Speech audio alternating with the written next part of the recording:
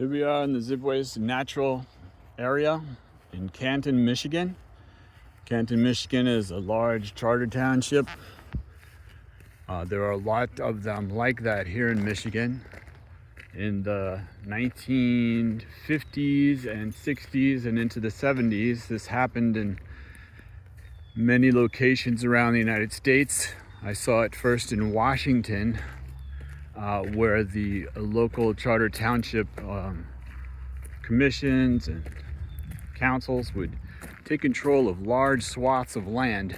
And I don't exactly know what the initial benefit was, but later on you see a lot of tax base and business and all sorts of activities. In this case, this area was set aside as a natural area. You see over here, this is a large conifer, and we have another one here, and the rest are all deciduous. Mostly all of them are deciduous, except for some. These are planting over here in the front of some that have been placed here. But here's one of the native ones, and they've come back. So we got cedars out here and some of the larger pine trees, one or two of them. The rest of them are hardwoods. Until recently, most of them were the ash tree, the Asian ash tree. And that's got an interesting story behind it. And let me tell you about that one, and we'll steer away from politics because I really don't want to talk about that. The Asian ash tree was brought to the United States because back then there were trees. Now those conifers I was just pointing at, one over there, right through the trees, and the other one that we were looking at back over here,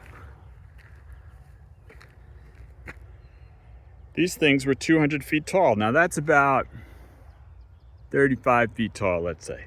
So 70, 140, 200 feet tall. That's how big these things were. And they all got logged out.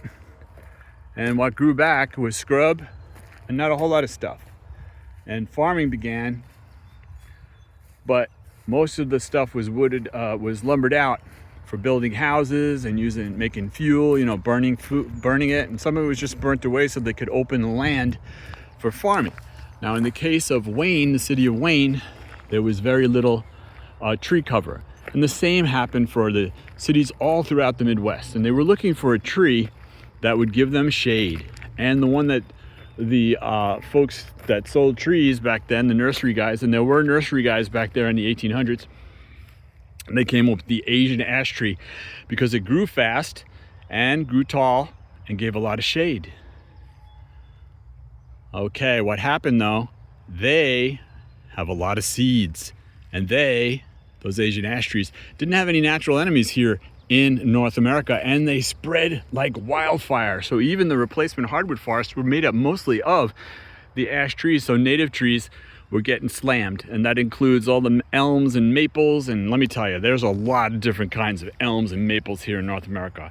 The oaks, and there are also a lot of different kinds of oaks and subspecies here in North America, but they were all getting choked out by the Asian ash tree.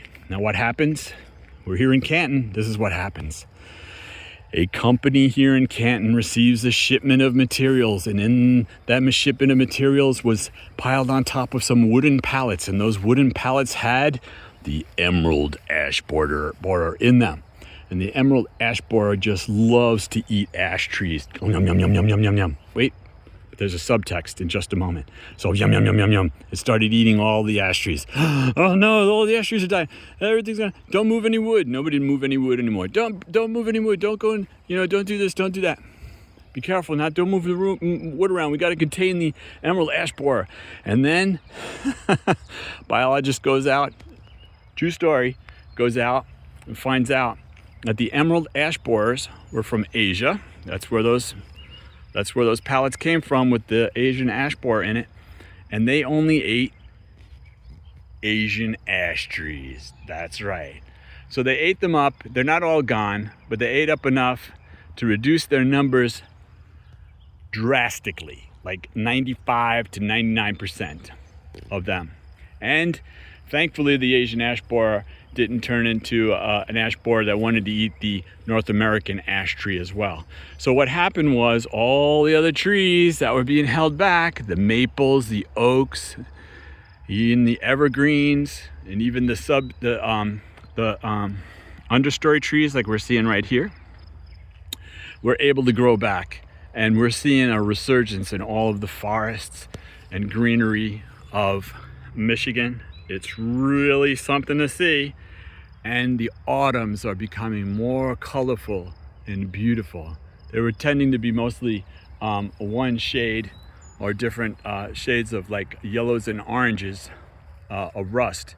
But now we're returning to bright reds, bright yellows, bright oranges, and all sorts of wonderful colors due to the resurgence of the North American trees here in North America. Thank you, Canton, for this beautiful place. And thank you to all the people that live in Canton and Wayne and Michigan and everywhere people are.